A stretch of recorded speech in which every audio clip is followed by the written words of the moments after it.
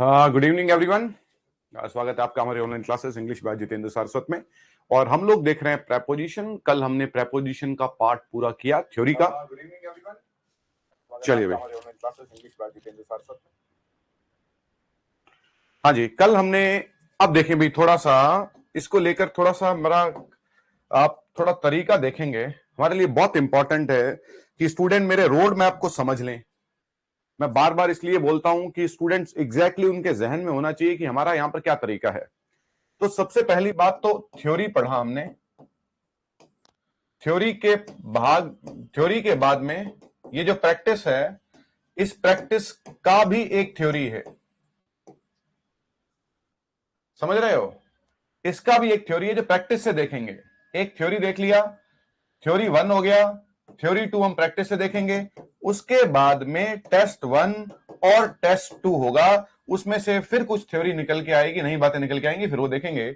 और फिर वो हर बार जो है वो टेस्ट में से नई बातें निकल के आती रहेंगी और हम लोग देखते रहेंगे। सो दिस इज ये तरीका है ना। तो आज प्रैक्टिस पार्ट 1 है, देखते हैं कितने क्वेश्चन हो पाते हैं। लेकिन आपको ध्यान रखना है कि ये प्रैक्टिस में से फिर कुछ थ्योरी निकलेगी। जब आपका टेस्ट होगा ना, उसमें दिया जाएगा टेस्ट है, तब आपको देखना है कि मेरे से कितने क्वेश्चन सॉल्व हो रहे हैं। और अपने ही नहीं, जितने भी आपको लगे कि एग्जाम के, प्रीवियस ईयर के, किसी भी तरीके के इस चैप्टर के रिगार्डिंग आप क्वेश्चन सॉल्व करने की सिचुएशन में होने चाहिए हो। ठीक है, चलिए भाई। तो प्रेपोजिशन के एमसीक्यू शुरू करते हैं। जय बालाजी, जय खाटू नरेश। चलो भाई, देखें भाई, मैं क्वेश्चन पढ़ूंगा। अब हमारे पास में क्वेश्चन की फॉर्म क्या है? ये नो एरर की फॉर्म में जो है 4 पार्ट्स हैं, फिल इन द ब्लैंक्स हैं, फिर सब्जेक्टिव क्वेश्चन लेंगे। हर तरीके के क्वेश्चन का अपना इंपॉर्टेंस है। आपने ये नहीं सोचना है कि मेरे एग्जाम में तो ये, जब हम फिल इन द ब्लैंक्स करते हैं तो एक वर्ड के साथ में 4 वर्ड का कॉम्बिनेशन हमें देखने को मिलता है, 4 प्रेपोजिशन का, वो सबसे अच्छा तरीका है। फिर ये पार्ट्स हैं, ये शब्द की रेफरेंस बताते हैं। तो हर तरीके के क्वेश्चन का अपना एक इंपॉर्टेंस है। Every question has their own importance. जय हो। चलो भाई, पहला क्वेश्चन है, she is very good in singing and dancing and she performs with great confidence. चलिए भाई, अब फटाफट आंसर 1 2 3 4 लिखते रहेंगे ना, फटाफट मेरे साथ में answers you will keep writing. हाँ जी, फर्स्ट क्वेश्चन है ए बी, सिर्फ फर्स्ट, सेकंड नहीं। अब मैं अपने अंदाजा लगा लूंगा लेटेस्ट आंसर से। तो she is very good in singing and dancing and she performs with great confidence. हाँ जी, क्या होगा इसमें? अरे भाई, क्या करते हो? देखो भाई, गुड के लिए हम यूज करते हैं एट का, गुड इन नहीं, गुड एट होता है। तो हमने कहा गुड एट और बैड एट और इन दोनों होते हैं। गुड के साथ में इन नहीं आएगा, गुड के साथ में किसका यूज करेंगे? एट का। So she is very good at singing and dancing and she performs with great confidence. चलिए भाई, तो यहां पर इन के स्थान पर हो जाएगा एट। वो थ्योरी बिल्कुल परफेक्ट होनी चाहिए आपकी। थ्योरी में तो इधर उधर होना ही नहीं चाहिए। तो गुड के साथ में एट आता है, बैड के साथ में एट और इन दोनों आते हैं। नेक्स्ट क्वेश्चन है, ही अपोलोजाइज, अपोलोजाइज का मतलब माफी मांगना, to the teacher on being late. तो अब यहां पर क्या है? अब मैं पॉइंट डाल के लिख रहा हूं, आप नोटबुक और पेन साथ में रखेंगे और जो एडिशनल पॉइंट है वो लिखते रहेंगे। अब नोटबुक में हेडिंग क्या डालना है? नोटबुक में हेडिंग डाल देना है प्रैक्टिस 1। नोटबुक में हेडिंग डाल देना है भैया प्रैक्टिस 1। फटाफट हेडिंग डाल दीजिए, नोटबुक में हेडिंग डाल दीजिए प्रैक्टिस 1।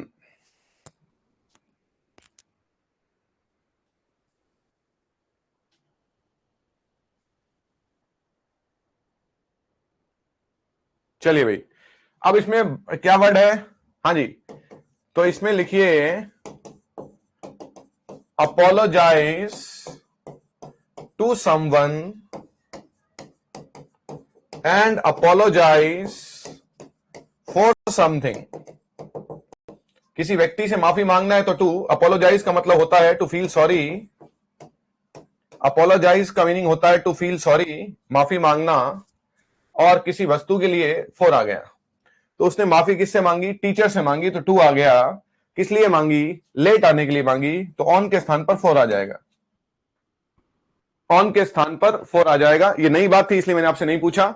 जो कुछ भी नई बात होगी मैं खुद बता दूंगा, और हमारी थ्योरी में से पहले पढ़े हुए में से है तो वो मैं आपसे पूछ लूंगा। He apologize to the teacher for being late for class. So apologize का मतलब है माफी मांगना, apologize to someone and apologise for something. बढ़ते हैं आगे। They arrive to the airport at noon and checked in immediately. फटाफट, ये सेंटेंस में बहुत सारी प्रेपोजिशन थी, फटाफट बताएंगे। They arrive to the airport at noon, checked in immediately. हाँ जी,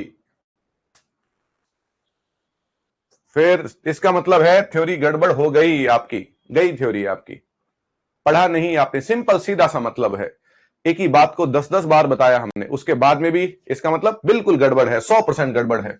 आपको सोचना चाहिए। अराइव और प्लेस के लिए एट का यूज करते हैं। They arrived at the airport, at noon phrase था जिसके बीच में कोई आर्टिकल नहीं आता है, तो ये एक फ्रेज और आ गई, चेक इन और चेकआउट। चेक इन और चेकआउट, हाँ जी।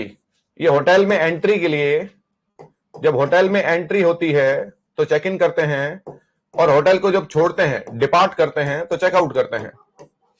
ये होटल वगैरह के लिए आप होटल में क्या करते हैं, चेक इन करते हैं। हाँ, तो ध्यान से क्वेश्चन का आंसर दीजिए। होटल में क्या करते हैं, चेक इन करते हैं, और होटल में क्या करते हैं, चेकआउट करते हैं। चलिए भैया, एट नून एक फ्रेज था। चलो भैया, अराइव्ड एट द एयरपोर्ट। जो स्टूडेंट इस एक्सरसाइज को देख रहे हैं सिर्फ सीधा ही, तो बिल्कुल नहीं होगा। हमारा थ्योरी बहुत स्ट्रॉन्ग साउंड थ्योरी था, और वो थ्योरी भी ऐसा था, बिल्कुल प्रैक्टिकली समझ के कर सकते हैं हम लोग। चलिए नेक्स्ट है, I am not familiar with his work but I have heard a lot about him. बड़ा अच्छा क्वेश्चन था ये। किसमें लिखें भाई, familiar with someone, familiar with something and familiar to someone, familiar to someone। familiar का मतलब होता है परिचित होना, किसी को जानना या पहचानना। so familiar with something and familiar to someone। familiar, बड़ा ऑर्गेनाइज्ड काम जब तक आप नहीं करेंगे, एक दिन पहले आपको एक्सरसाइज दी जाती है, आपसे एक्सपेक्ट किया जाता है कि आप एक दिन में इस एक्सरसाइज को सॉल्व करेंगे, फिर हम इस एक्सरसाइज को सॉल्व करवाएंगे। आपको ये एक्सपेक्टेड है कि आप उसकी जो है वो हार्ड कॉपी निकलवा के उसको सॉल्व करेंगे, आप अपने डाउट्स पूछेंगे, आप डाउट्स मेरे को मैसेज करेंगे। बड़ा ऑर्गेनाइज तरीका है। जब मैं ये कहता हूं कि आपको दोबारा नहीं पढ़ना पड़ेगा, ये बहुत बड़ी बात है ये, लेकिन उस बड़ी बात को पूरा करने के लिए बड़ी मेहनत की जरूरत पड़ती है। ऐसे डायलॉग मारने बड़े आसान है, आप देख रहे हैं डायलॉग का दौर है ये, लोग ही सारे डायलॉग के पुतले बने फिर रहे हैं लोग, समझ रहे हैं, लेकिन जमीनी स्तर पे काम करने में बड़ा अंतर होता है। चलो हाँ भाई, फेमिलियर तो क्या लिखा है, I am not familiar with his work, उसके काम से मैं परिचित नहीं हूं, करेक्ट है। But I have heard a lot about him, मैंने उसके बारे में बहुत सुना है। हर्ड अबाउट का मतलब है बारे में सुनना। सेंटेंस हमारा करेक्ट है, इसमें नो एरर है, डी हो जाएगा। अगर सेंटेंस में कोई एरर नहीं है तो उसे हम डी पार्ट कहेंगे, which is no error. A, B और सी, और जो ये डी पार्ट है ना, ये डी पार्ट नो एरर का पार्ट है। चलिए भाई देखिए भाई, she insisted on helping me despite of my refusal. फटाफट बताएंगे, ये फोर्थ क्वेश्चन हो गया। She insisted on me, sorry, she insisted on helping me despite of my refusal. उसने मुझे रिक्वेस्ट किया मेरे रिफ्यूजल के बावजूद भी। फटाफट बताएंगे भाई, टाइम नहीं है। इंसिस्ट के बाद में ऑन आता है। चलो भैया लिख लो। अब देखो ध्यान से, पहला थ्योरी लिख लिया, अब यहां से जो थ्योरी आएगा ना वो अगले पार्ट में लिखेंगे। बहुत बढ़िया, शाबाश। हाँ जी, इंसिस्ट के बाद में क्या आता है, ऑन आता है। तो पहला पार्ट तो सही हो गया, she insisted on helping me, help करने के लिए जोर दिया उसने, डेस्पाइट ऑफ, मेरे मना करने के बावजूद भी। तो डेस्पाइट के बाद में ऑफ नहीं आता है। ये डी पार्ट हमने लिखा नहीं, डी पार्ट नो एरर का पार्ट है ना, ये देखेंगे डी पार्ट जो है वो नो एरर का पार्ट है। चलो भैया, तो क्या लिखा, she insisted on helping me despite my refusal. Despite के बाद में ऑफ का यूज नहीं करते हैं। चलिए भैया, the boy was afraid of the dog and he ran in the house. बहुत अच्छा सेंटेंस था ये। The boy was afraid of the dog, तो लिख लें भाई, afraid of someone, afraid of someone और समथिंग, किसी वस्तु से या किसी व्यक्ति से डरने के लिए अफ्रेड के बाद में ऑफ आता है। अफ्रेड ऑफ समवन और समथिंग, तो पहला पार्ट तो ठीक हो गया। The boy was afraid of the dog, वो डॉग से डर गया था। And he ran in the house, ran in the house. देखो भैया, ये घर है और ये लड़का है, वो भाग के घर पे आया, तो उसे हम लोग रैन इन नहीं कहेंगे, उसे रैन इन टू कहेंगे। उसे कहेंगे ran into, that is run into. अब ये फ्रेजल वर्ब भी है तो इसीलिए अलग से लिख लीजिए रन इनटू। ये नोट्स है भैया। रन इनटू का मतलब, पहला मतलब है मीट बाय चांस, किसी व्यक्ति से बाय चांस मुलाकात हो जाना, मीट बाय चांस। आज पुराने कॉलेज के दोस्त से मुलाकात हो गई। I ran into an old friend of mine, I ran into an old friend of mine, I ran into a teacher of mine, मेरे पुराने टीचर थे उनसे मुलाकात हो गई, दोस्त से मुलाकात हो गई, रन इनटू। दूसरा रन इनटू है स्ट्राइक अगेंस्ट, स्ट्राइक अगेंस्ट का मतलब है टकरा जाना, रन इनटू। दो लोग भिड़ गए आपस में, रन इनटू। और फिर रन इनटू का तीसरा, जैसे रन इनटू समथिंग, किसी रन इनटू समथिंग का मतलब है कि भाग रहे, भागते भागते किसी घर के अंदर चले गए, दैट इज रैन इनटू, भागकर कहीं अंदर चले गए, तो वहां पर रैन के बाद में इनटू का यूज करते हैं। तो ये रन इनटू के तीन मतलब हैं। हाँ जी, पहला है मीट बाय चांस, दूसरा है टकरा जाना, तीसरा भाग के कहीं चले जाना, दैट इज रैन इन, नहीं इनटू का यूज करेंगे। चलिए, भी छोटी छोटी बातें हैं, कोई भी डाउट होगा तुरंत पूछेंगे। We congratulated her for winning the scholarship. तो लिखो भैया कॉन्ग्रेचुलेट ऑन, ये लिख लिया था हमने, कॉन्ग्रेचुलेट ऑन और कॉन्ग्रेचुलेशन फॉर। कॉन्ग्रेचुलेटेड है, अगर कॉन्ग्रेचुलेशन होता तो फॉर आता, यहां पर ऑन आएगा। कॉन्ग्रेचुलेट के लिए ऑन का यूज करेंगे और कॉन्ग्रेचुलेशंस के लिए फॉर का। चलो भाई, the manager was annoyed with the team because they were late on the meeting. देखो भैया क्या आंसर, पहली बात तो ये लिखो annoy with someone, annoy with someone, annoy with someone लिखते जाना भैया अच्छे से, और annoy at something, annoy with someone and annoy at something. तो टीम के साथ में था तो विद आ गया, because they were late on the meeting, late on the meeting नहीं, लेट फॉर द मीटिंग। तो क्या लिखेंगे, लेट फॉर समथिंग, लिखेंगे late for something, late for something. We congratulated on winning the scholarship. The manager was annoyed with the team because they were late for the meeting. हाँ जी, तो annoy with someone, annoy at something, हाँ जी, और क्या लिखा, late for something। चलो भाई, कोई doubt होगा तो पूछेगी। डिपेंड्स ऑन हिज पेरेंट्स, तो पहली बात तो डिपेंड के बाद में ऑन आता है। एक हमने एक और वर्ड लिखा था सबसिस्ट, सबसिस्ट के बाद में भी ऑन आता है। He depends on his parents to emotional support, especially during exams. अपने पेरेंट्स की इमोशनल सपोर्ट पर बड़ा डिपेंड रहता है। He depends on his parents for emotional support. For भी डिपेंड के लिए आ रहा है। देखो भैया सेंटेंस क्या लिखा, आई depend on him, I depend for money. ये दो सेंटेंस थे, इन दोनों को मैंने एक करके लिखा और मैंने लिखा कि आई depend on him for money, पैसे के लिए उस पर निर्भर रहना पड़ता है मेरे को। I depend on him for money, I depend on him for money. चलिए भैया, तो डिपेंड ऑन आ गया, he depends on his parents for emotional support, for आएगा आगे। चलिए, the book is full with interesting facts, ये बताएंगे आप लोग, चलो बताओ फटाफट। The book is full with interesting fact, interesting fact भरे हुए हैं about ancient civilizations and discoveries, प्राचीन खोजों और सभ्यताओं से। फटाफट बोलिए। सेंटेंस नंबर 10, पढ़ के नहीं आए, बहुत बुरी बात है ये। Full of interesting facts, full के बाद में ऑफ आता है।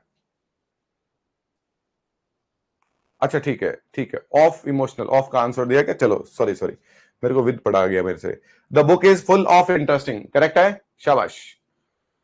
ऑफ इमोशनल, उसके लिए तो 4 आएगा बेटा। चलिए, फुल ऑफ आ गया।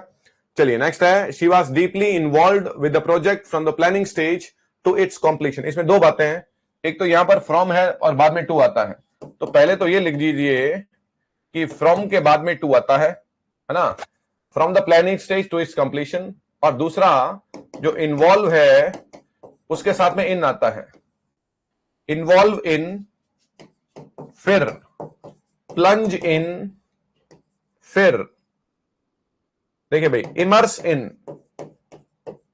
है ना, इन सब का मतलब इन्वॉल्व होना था। वैसे प्लंज और इमर्स का शाब्दिक अर्थ होता है डूबना, लेकिन मैं मेरे काम में डूबा हुआ हूं, दैट इज इमर्स इन। काम में डूबा हुआ हूं, plunge in, involve in, from के बाद में टू आ जाएगा, तो इन्वॉल्व के बाद में विद के स्थान पर आ जाएगा in, involve in, I am involve in something. एक और कौन सा था इन्वॉल्व होने के लिए, एक और वर्ड था, क्या कहा था, इंडल्ज, इंडल्ज इन, सारे वर्ड एक साथ, बेहतरीन तरीका है ये, अद्भुत तरीका है ये, सारे वर्ड एक साथ रख लो जो सेम प्रेपोजिशन वाले हैं, जिनका मीनिंग सेम है। इंडल्ज इन, इन्वॉल्व होना, involve in, plunge in, immerse in, involve होना। चलिए नेक्स्ट है, he was accuse for cheating during the final examination which shocked everyone. हर कोई सरप्राइज हो गया, इसमें आप लोग बताएंगे भाई क्या है। He was accuse for cheating, उस पर चीटिंग का आरोप लगाया गया। एक्यूज का मतलब आरोप लगाना, एक्यूज का मतलब आरोप लगाना। हाँ जी, फटाफट, टाइम नहीं है।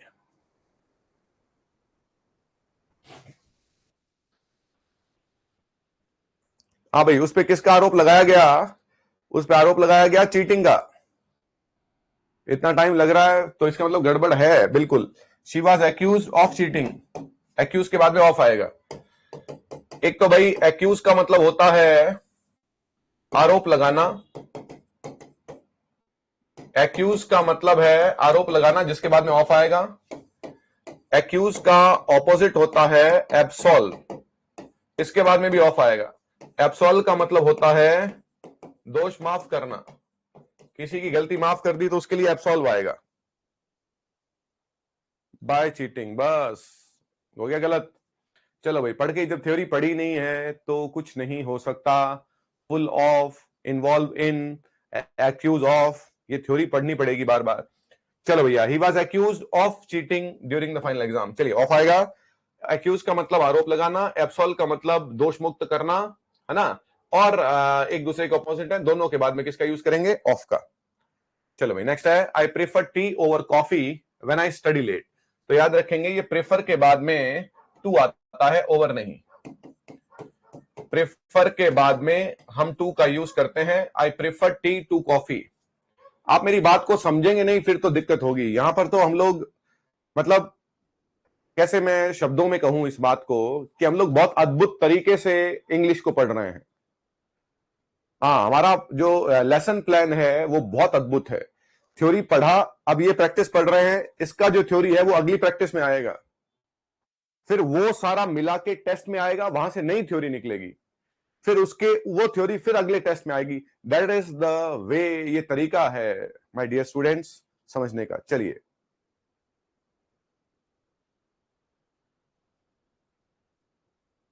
अच्छा, ये एक इंपॉर्टेंट क्वेश्चन है, और ये एक इंपॉर्टेंट बात भी है कि हमने पढ़ा लेकिन हम भूल रहे हैं, है ना।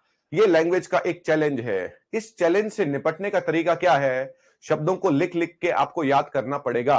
मैंने एक्यूज लिखा, और इसका सबसे अच्छा तरीका प्रैक्टिस भी होता है। मैं 5-7 प्रैक्टिस के बाद में आप ही से पूछूंगा कि अब सही कैसे हो रहे हैं, आप ही से यही पूछूंगा कि अब सही कैसे हो रहे हैं, आप बताइए। आपको लिख लिख के उनको तैयार, उनको याद करना है।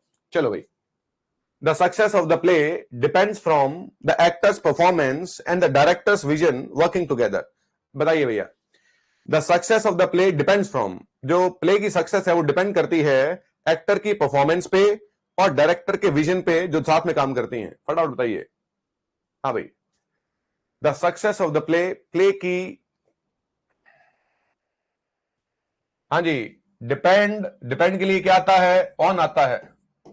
डिपेंड ऑन द एक्टर, अभी आया था दो सेंटेंस पहले ही, depend on the actor, depend to नहीं, डिपेंड ऑन। अभी क्या लिखा था, ये देखो सेंटेंस क्या लिखा है, दो सेंटेंस मिक्स किए थे हमने, देखो भाई कहां था सेंटेंस, हाँ जी, ही डिपेंड्स ऑन हिज पेरेंट्स, है ना, तो ऑन का यूज करते हैं। चलिए भाई नेक्स्ट देखिए भाई, she is capable to handle difficult situation without losing her calm on focus. काम और फोकस, अपना शांति और फोकस लूज किए हुए बिना वो डिफिकल्ट सिचुएशन को हैंडल कर लेती है। बताओ भैया, शाबाश। हाँ जी, she is capable to handle,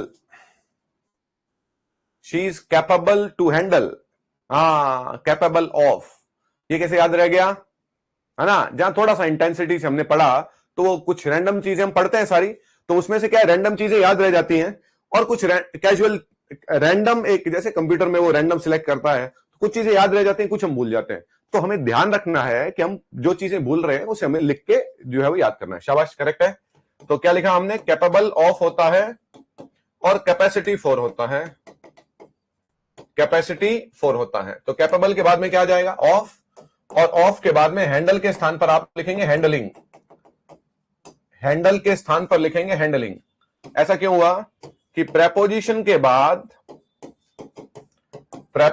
के बाद हमेशा आईएनजी फॉर्म का यूज करते हैं, प्रेपोजिशन के बाद हमेशा आईएनजी फॉर्म का यूज करते हैं, फर्स्ट फॉर्म नहीं आएगी, of going, from coming, at doing etcetera.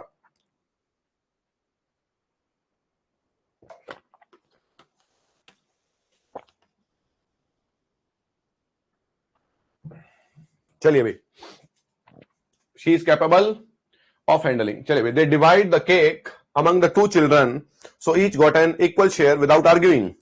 उन्होंने केक को 2 बच्चों में बांटा, they divided the cake among the 2 children, 2 बच्चों बांट दिया तो उनको इक्वल शेयर मिल गया।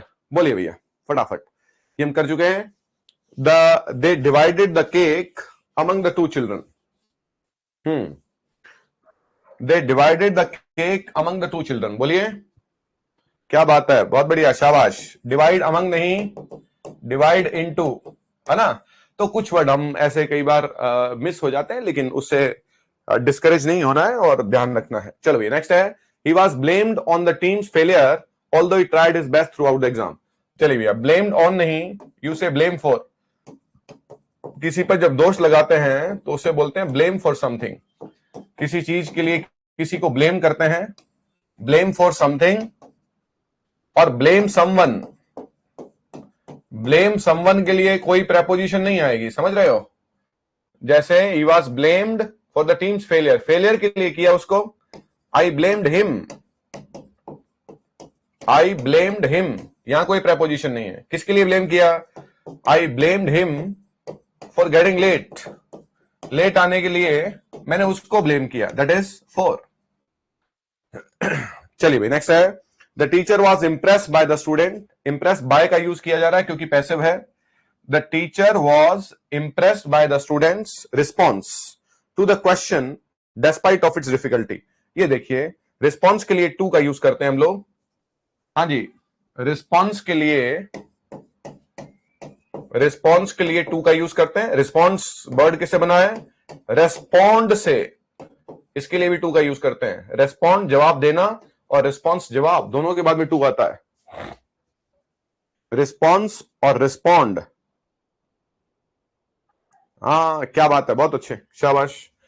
चलिए, the teacher was impressed by the, by किसके लिए आ रहा है, पैसिव के लिए। Students response to the question, जो क्वेश्चन का जो रिस्पॉन्स दिया उससे इंप्रेस हुआ। डेस्पाइट ऑफ इट डिफिकल्टी, वो मुश्किल था उसके बावजूद, तो डेस्पाइट के बाद में ऑफ का यूज नहीं करते हैं।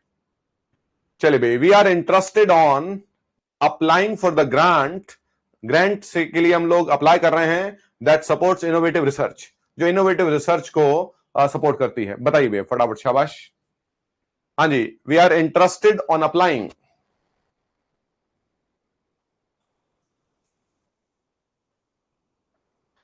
We are interested on applying, अभी आया था ये, तो क्या लिखेंगे, हाँ यस, शाबाश। We are interested in applying, interest के बाद में इन आ जाएगा। चलिए नेक्स्ट है, she waited at the platform, platform के लिए एट आ रहा है, you wait at the place, she waited at the platform for hours, कई घंटों तक प्लेटफॉर्म पे वेट किया, before the train finally arrived, train के आने से पहले। सेंटेंस करेक्ट है, कोई एरर नहीं है इसमें, that is no error, that is no error. चलो भैया नेक्स्ट है, he succeeded on convincing the board to approve the proposal which was quite challenging। चलिए बताइए, इसमें एरर बताएंगे फटाफट, शाबाश। ये पार्ट हम लोग बहुत अच्छे से कर चुके हैं। उसने क्या सक्सीड किया, बोर्ड को कन्विंस करने में सक्सेसफुल रहा टू अप्रूव द प्रपोजल को अप्रूव करवाने के लिए, विच वॉज क्वाइट चैलेंजिंग, जो बहुत चैलेंजिंग था। उन्हें कन्विंस करवाना बड़ा चैलेंजिंग था, जो काम वो कर चुका। क्या बात है, बहुत अच्छे। सक्सीड इन होता है, सक्सीड इन होता है। चलिए, she was accused of negligence in regard of her duties. She was accused of negligence. Accuse के बाद में क्या आ रहा है, ऑफ आ रहा है। नेग्लिजेंस मतलब दरकिनार करना, उसका उस पर आरोप लगाया गया। इन रिगार्ड ऑफ हर ड्यूटीज, उसकी ड्यूटीज के संबंध में। इन रिगार्ड ऑफ आ रहा है। अब ये एक इंपॉर्टेंट पार्ट है। नोटबुक निकालेंगे सभी, नोटबुक निकालिए भाई सभी, और लिखिए इंपॉर्टेंट फ्रेजेस। लिखो भाई इंपॉर्टेंट फ्रेजेस। हाँ जी, इंपॉर्टेंट फ्रेजेस, ये प्रेपोजिशन का बहुत महत्वपूर्ण भाग है भाई, और इसे हम बहुत अच्छे से करेंगे।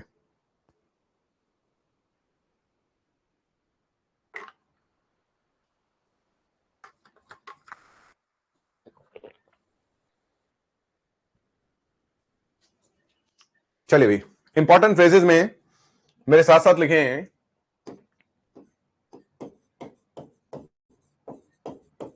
In regard to,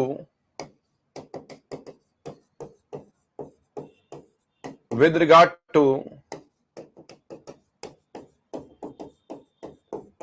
with reference to, in reference to,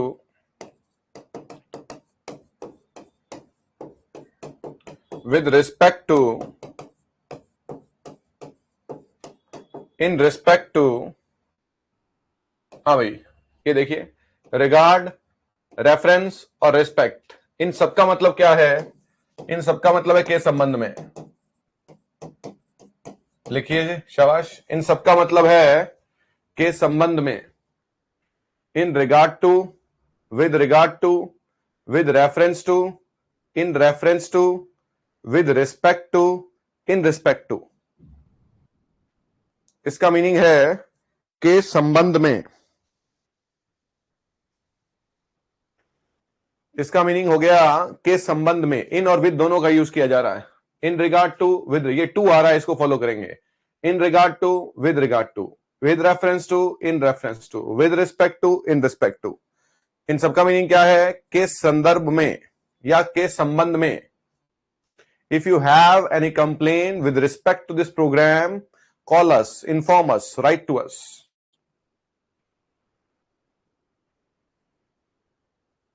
yes, to को फॉलो करेगा वो। चलो भाई, अब ये एक सेक्शन है, पूरा कर लेते हैं इसको। इंपॉर्टेंट फ्रेजेस हो गई ये। फिर इंपॉर्टेंट फ्रेजेस में ये पार्ट रखा मैंने ए। चलो भैया, फिर लिखो बी पार्ट। देखो भाई, बी पार्ट में लिखिए accustomed, object, averse, addicted,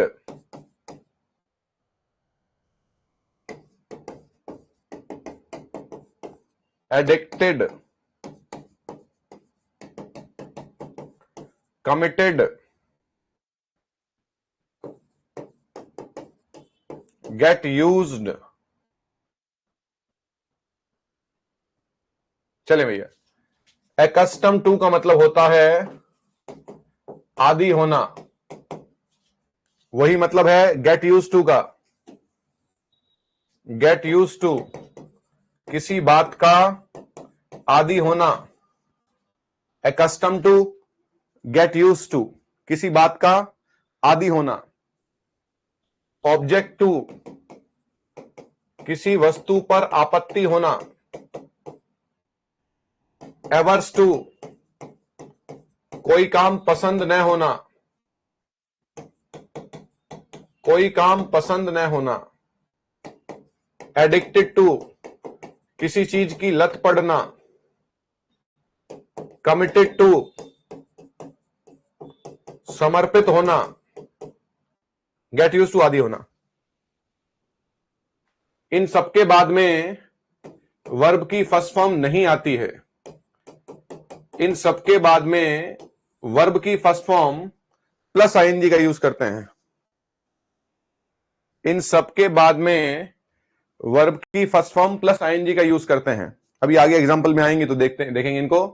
accustomed to आदि होना, ऑब्जेक्ट टू आपत्ति होना, इन सब के बाद में टू आ रहा है इसलिए कॉमन लिख लिया हमने।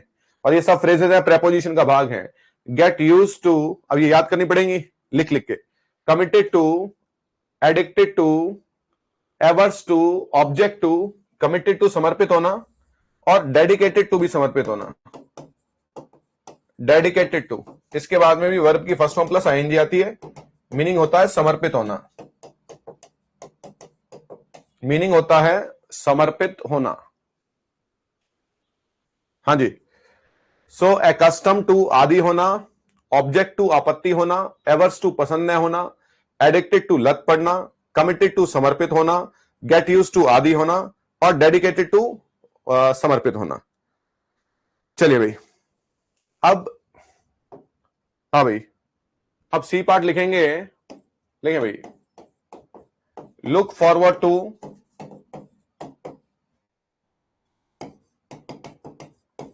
with a view to,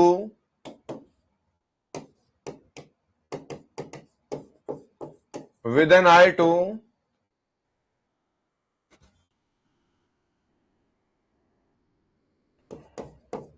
can't help, can't fancy, can't stand, ये फ्रेजेस हैं। इनका मीनिंग लिखता हूं। लुक फॉरवर्ड टू का मतलब अपेक्षा करना, विद ए व्यू टू और विद एन आई टू का मतलब हिंदी का मतलब होता है ताकि। मैं वहां गया ताकि प्रॉब्लम सॉल्व कर सकूं। हम खाते हैं ताकि जिंदा रह सकें। विद ए व्यू टू और विद एन आई टू का मीनिंग होता है पर्पस के लिए। कोई काम हम क्यों कर रहे हैं, उसका पर्पस क्या है। कांट हेल्प का मतलब जब किसी बात को रोक नहीं सकते। कांट फैंसी जब किसी बात को सोच नहीं सकते। कांट स्टैंड जब किसी बात को सहन नहीं कर सकते। Can't stand, I can't stand this behaviour, इस बिहेवियर को सहन नहीं कर सकता हूं। ये फ्रेजेस हैं कुछ। अभी और भी फ्रेजेस हैं, हम आगे जैसे जैसे बढ़ेंगे वैसे वैसे। पार्ट 2 की फ्रेजेस हैं, 3 की हैं। लुक फॉरवर्ड टू का मतलब अपेक्षा करना, with a view to, with an eye to का मतलब ताकि, पर्पस के लिए। कांट हेल्प, जिस बात को हम रोक नहीं सकते, आई कांट हेल्प इट, मैं इसे रोक नहीं सकता हूं। कांट फैंसी, सोच नहीं सकते। कांट स्टैंड, सहन नहीं कर सकते हैं। ये कुछ एक फ्रेजेस हैं भाई, और ये ऐसी की ऐसी इसी तरीके से यूज होती हैं। इनमें कुछ मॉडिफिकेशन नहीं हो सकता है। कोई शब्द आप काट नहीं सकते, कोई जोड़ नहीं सकते हैं। ये जैसे ही हैं वैसी की वैसी जो है वो हमें याद करनी है, वो हमें ध्यान रखना है।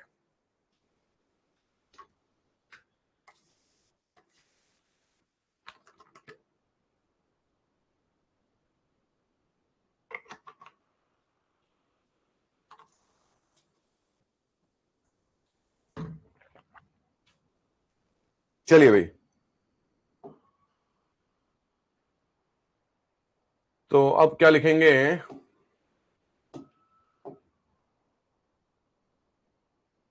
कहां थे हम लोग, क्वेश्चन हमारा।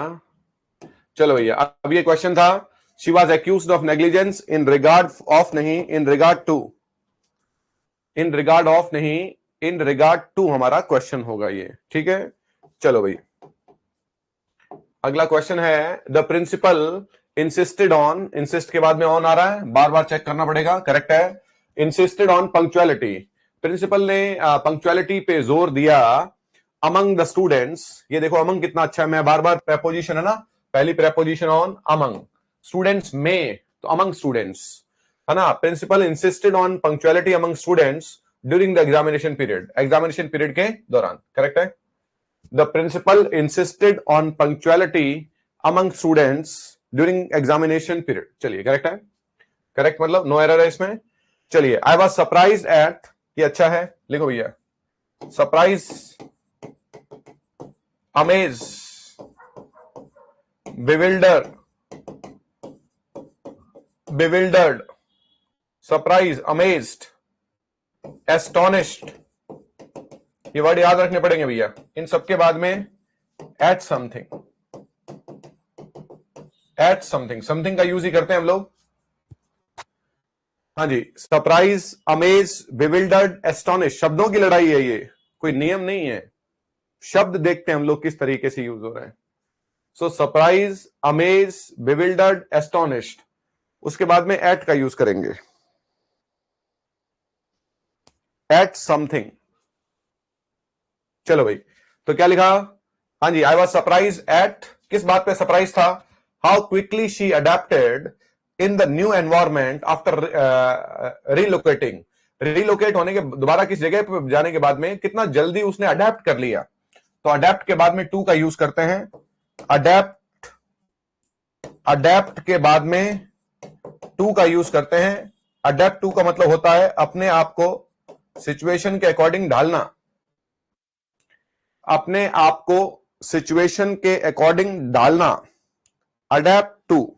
चलो भाई, they agreed on meeting again next week at the same place. पहली बात तो ये फ्रेज लिख लें, at the same place, at the same place, place के लिए एट आ रहा है, उसी जगह पर, उसी जगह उसी समय के लिए क्या कहेंगे? Eight the same time, eight the same time. ये फ्रेजेस हैं, पूरी भी लिख लें, at the same time, eight the same place.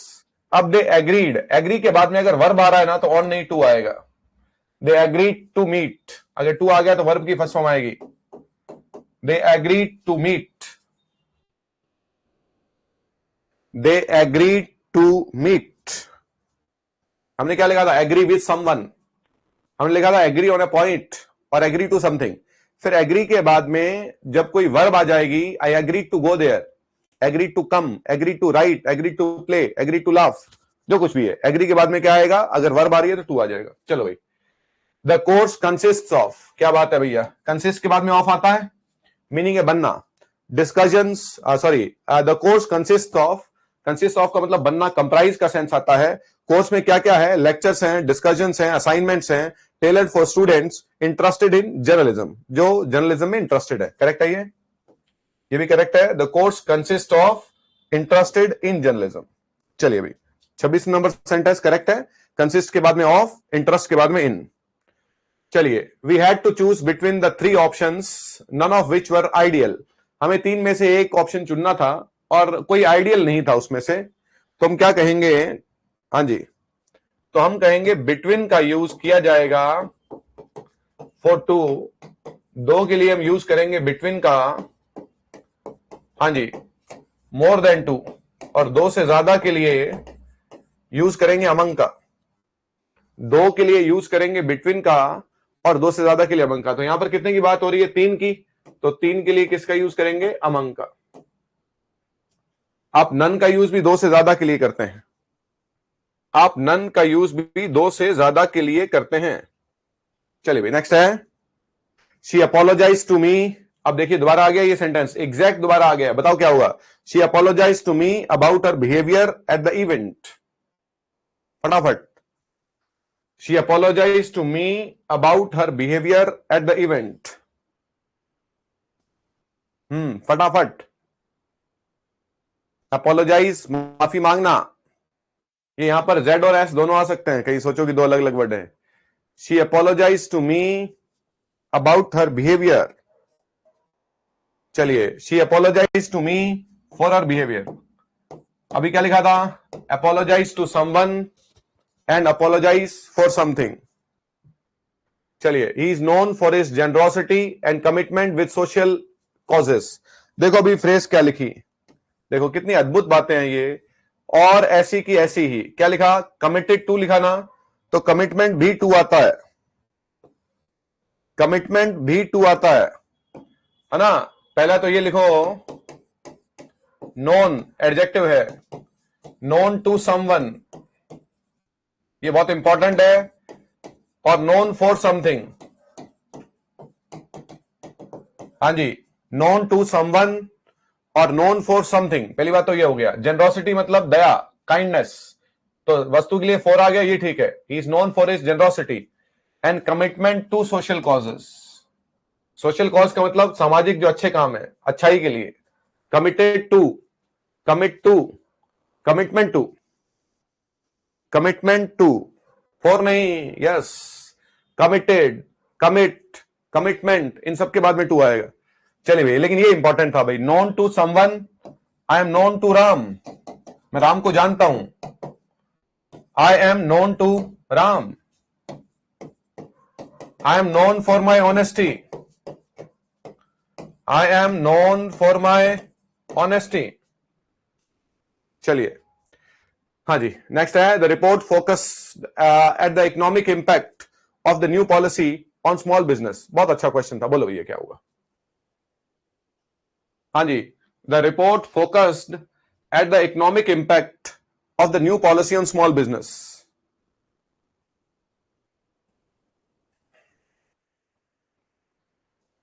बताइए। हाँ जी, yes, on the, very good, शाबाश।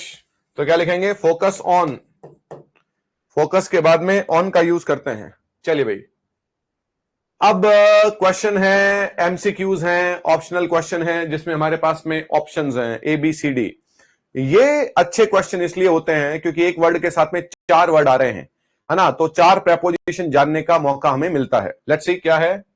The CEO congratulated the team their exceptional performance this quarter. Exceptional याद आ रहा है क्या? एक्सेप्ट के बाद में 4, एक्सेप्शन के बाद में 2, और एक्सेप्शनल का मतलब outstanding. The CEO congratulated the team on, for, at और विद। बोलो फटाफट क्या होगा। The CEO congratulated the team. पहली बात तो यह भी इंपॉर्टेंट है कि यह वर्ड यहां पर आ किसके लिए रहा है। हाँ भाई बताइए, शाबाश, फिर गलती कर गए। कांग्रेचुलेशंस के लिए 4 आएगा, कांग्रेचुलेट के लिए ऑन आएगा। अभी आ गया ये 2 बार, तो अभी 10 मिनट पहले देखा था। तो सुनना बड़ा ध्यान से पड़ेगा, लिसनिंग करनी पड़ेगी। लिसनिंग आपका, listening is a skill that has to be developed through great drills. तो क्या लिखा, कांग्रेचुलेट के बाद में ऑन आ जाएगा। नेक्स्ट क्वेश्चन है, the charity organization depends heavily donations from the public. क्या बात है भाई, किस पे डिपेंड करती है डोनेशन? डिपेंड किस पे करती है? डोनेशन पे करती है organization. The charity organization depends heavily donations from the public. चले भाई, अब बताइए क्या होगा।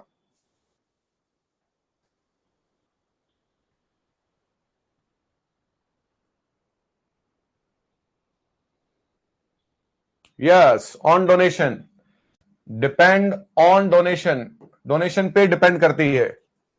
चलिए, अब ये अभी तो एग्जांपल में हमने 4 लिखा था कि आई depend on him for money, है ना। अब देखिए ध्यान से, वो फॉर मनी क्या है, आई डिपेंड ऑन हिम, उस पे डिपेंड हूं मैं पैसे के लिए। अब ऑर्गेनाइजेशन तो डिपेंड ही पैसे पे है, समझ में आ रहा है। तो ऑर्गेनाइजेशन तो डिपेंड ही, मैं जिस बात पे डिपेंड करता हूं तो उसके लिए ऑन आ जाता है, इसलिए ऑन आ गया यहां पर। The charity organization depends heavily on donation. और फिर क्या होगा, I depend on someone for something. ये भी ध्यान रखें, आई डिपेंड ऑन समवन, इसका मतलब है पूरी तरीके से डिपेंड हूं किसी वस्तु के लिए। यहां पर वो तो आया नहीं, तो सीधा उसने दे दिया कि किस बात पे डिपेंड करता है, डोनेशन पे डिपेंड करता है। चलिए भाई, the road will remain closed dash further notice. कितना अद्भुत है ये, समझ रहे हैं? ये बहुत अच्छे क्वेश्चन है, और हमने इन क्वेश्चंस को जो छांटा है वो क्वेश्चन पे बहुत बहुत मेहनत की है कि कौन से क्वेश्चन जो है वो रेफरेंसेस बनाते हैं, है ना। तो इसलिए थोड़ा मेहनत करेंगे, खूब मेहनत लगी है इसमें। ये शीट जो आपको दी है इसमें खूब मेहनत लगी है, तो इसका ध्यान रखेंगे। The road will remain closed until further notice, अगले फर्दर नोटिस तक। अंटिल का मतलब तब तक, टिल और अंटिल जो है वो प्रेपोजिशन है, कंजंक्शन भी है लेकिन प्रेपोजिशन है, और उनका मीनिंग है तब तक, है ना। फर्दर का मतलब अगला, एडिशनल, अगले नोटिस तक ये क्लोज रहेगा, अंटिल फर्दर नोटिस। यस, बहुत बढ़िया, शाबाश, ग्रेट। चलिए भाई, the child was punished breaking the vase. Vase मतलब गमला तोड़ने के लिए उसको, तो पनिश क्या लिखेंगे, फॉर। क्या लिखोगे, पनिश फॉर समथिंग। क्या लिखोगे, पनिश फॉर समथिंग, लिखोगे पनिश फॉर समथिंग। चलिए नेक्स्ट है, कोई ध्यान रखेंगे, बताएंगे क्या समझ में आ रहा है, कुछ नहीं आएगा तो बताएंगे भाई। The hotel is located walking distance of the train station. The train is located walking station of the train station. क्या बात है भाई, चलिए भाई ये बताएंगे, ये आप लोग बताएंगे। the hotel is located walking distance, in walking distance, within walking distance, at walking distance, around. तो ये walking distance के लिए हम किसका यूज करते हैं? हाँ भाई, walking distance के लिए हम यूज करते हैं within का, within walking distance. चलिए भाई, he is indifferent the opinions of others. बोलो भाई, ये आप लोग बताओगे. At walking नहीं, within walking distance. ये फ्रेज मान लीजिए इसको, within walking distance. चलो भैया, हाँ भाई, he is indifferent. बोलो भाई, differ with, differ from, different from और indifferent. हाँ भाई, indifferent के लिए क्या आएगा? You are indifferent. Yes, indifferent to. That is indifferent to. Yes, to the opinions.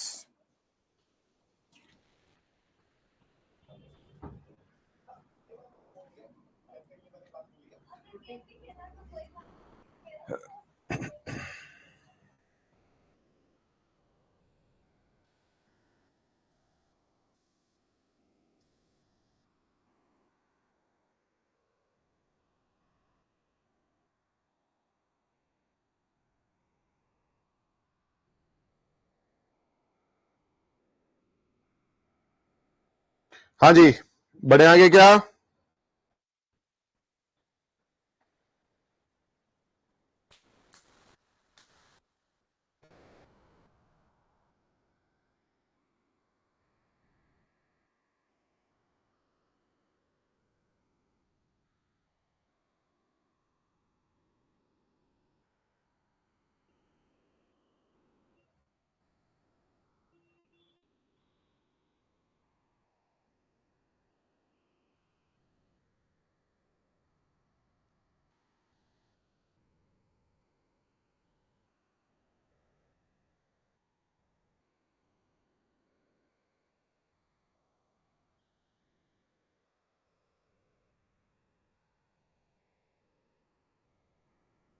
चलो भाई, हाँ भाई, तो इनडिफरेंट टू आ गया. तो डिफर विद का मतलब क्या? सॉरी, डिफर विद का मतलब है मतभेद होना, डिफरेंट फ्रॉम अलग होना, डिफरेंट फ्रॉम और इनडिफरेंट टू.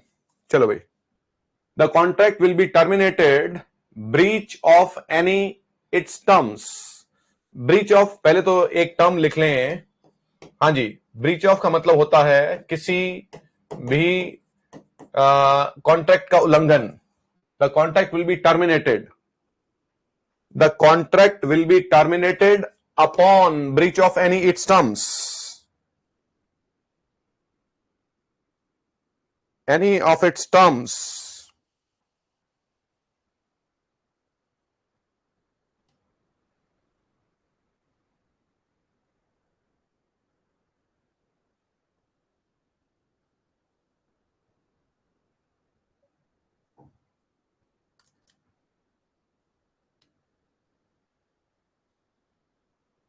हाँ भाई, चलिए भाई, ये पूरा फ्रेज लिख लें भाई. Upon breach of any it's terms, अगर टर्म्स का, ऑन ब्रीच ऑफ नहीं, अपॉन ब्रीच ऑफ.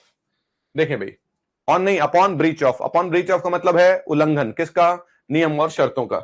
चलो भाई, नेक्स्ट है, the results of the experiment are consistent the initial hypothesis. Hypothesis क्या होता है? अंदाजा. अब ये पूरा का पूरा लिखें भाई. देखें भाई, वर्ड लिखें कंसिस्ट. ये इतना अद्भुत है, एक एक वर्ड को पिरोना, एक एक शब्द पे ध्यान देना. हमने चैप्टर वैसे ही तैयार किया जैसा होना चाहिए. हमने नहीं लिखा 20 वर्ड लिख के लिखो टू आएगा, 50 लिख के विद आएगा, 15 लिख के इन आएगा. नहीं लिखा हमने ऐसा, एक एक वर्ड को लिखा है. और ऐसे ही यही चैप्टर है प्रेपोजिशन. चलो भैया, तो लिखें कंसिस्ट के बाद में लिखें इन. कंसिस्ट इन का मीनिंग लिखें निहित होना.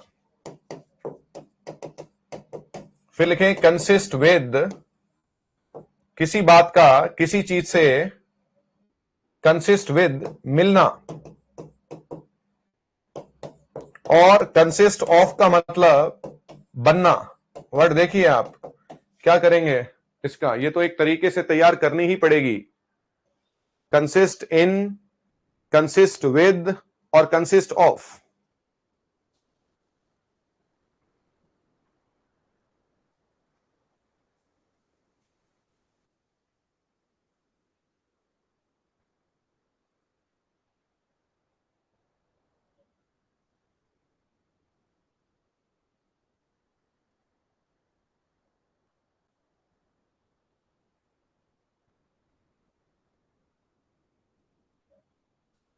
चलिए भाई, तो कंसिस्टेंट का मतलब नहीं तो ना, अब मैं एग्जांपल लिख देता हूं तो थोड़ा सा और बेहतर हो जाएगा। लिखें भाई, द ब्यूटी,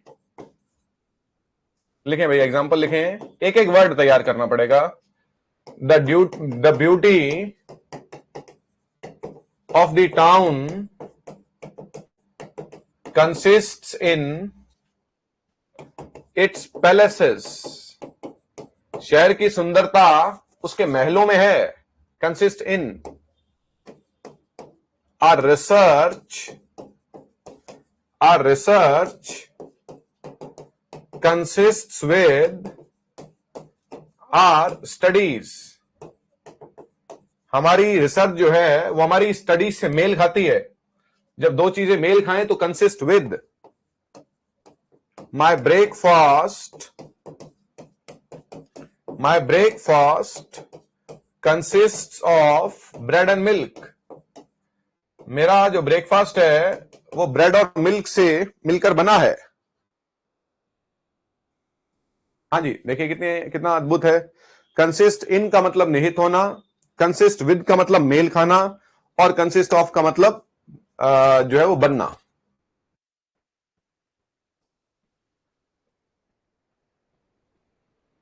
चलिए,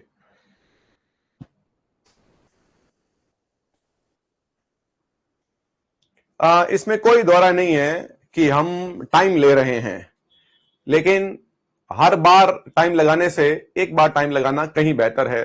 सारी लाइफ के लिए कभी भी दोबारा हम चीजें इतनी ठोस तरीके से पढ़ें, मेरे ख्याल से ये बेहतर है। चाहे 2 दिन एक्स्ट्रा लग जाएं, it hardly makes any difference.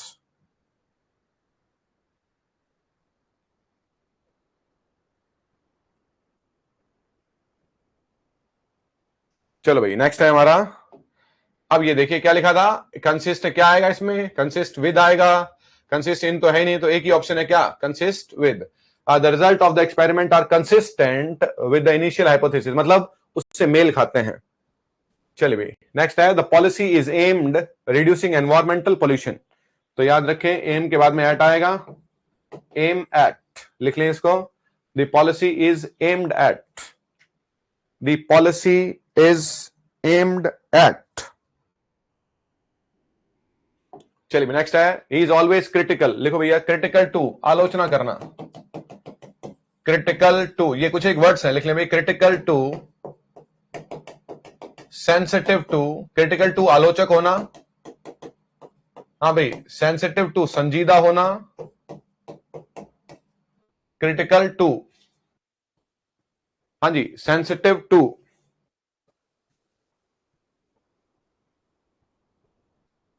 चलिए नेक्स्ट है, the CEO congratulated the team, अभी आया था, on exceptional performance this quarter. The charity, ये कुछ एक क्वेश्चन रिपीट हो रहे हैं अभी, खैर हम कर लेते हैं। The charity organization depends heavily, क्या लिखा था, on donation. The road will remain closed until further notice. The child was punished for breaking law. The hotel is located within walking distance. He is indifferent to the opinions.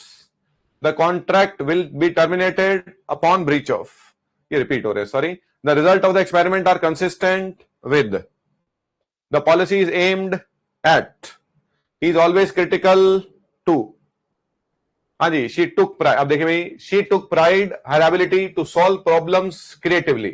अब ये पूरी एक phrase है जिसे हम बोलते हैं take pride in. Take pride in, किसी बात पर गर्व होना। Take pride in. एक और फ्रेज हम यूज करते हैं, टेक डिलाइट इन, आनंद लेना।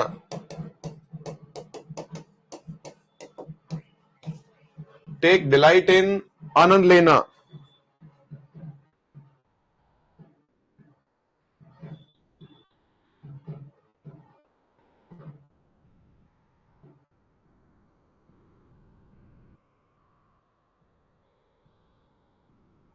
चलिए भाई, तो क्या लिखा, टेक प्राइड इन और टेक डिलाइट इन। चलिए भाई, the project was delayed dash unseen circumstances. देखो, एक तो हम यूज करते हैं बिकॉज अनफोरसीन और एक ड्यू टू। तो ड्यू टू का मतलब बिकॉज ऑफ होता है, अगर बिकॉज ऑफ और ड्यू टू हो जाए फिर तो दोनों ही होंगे।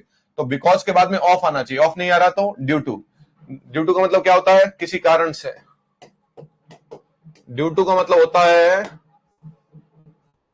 ड्यू टू का मीनिंग होता है किसी कारण से, किसी कारण से।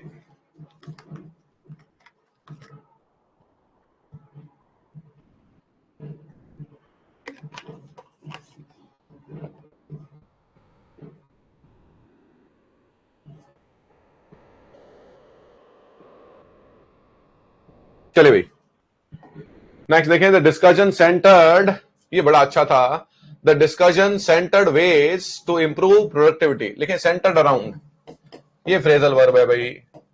सेंटर अराउंड का मतलब है किसी बात पर, to focus on something, to focus on something, किसी बात पर फोकस करना, किसी बात पर फोकस करना। चलिए भाई, ये भाई हमारी रही आज की क्लास। यहां से कल हम कंटिन्यू करेंगे। मैं आपको फिर कह रहा हूं, एक बार फिर जो है वो एक्सरसाइज के गो थ्रू हो जाएं आप, ताकि आज पढ़ा है इन क्वेश्चंस को आपने, एक बार फिर पढ़े क्वेश्चंस को, तो आगे आने वाले क्वेश्चन अगर रिपीट होंगे तो हमें पता रहेगा। ठीक है, चलिए भाई, मेहनत करें, ईमानदारी से काम करें, सब अच्छा होगा, सब बेहतर होगा। बहुत बहुत शुक्रिया।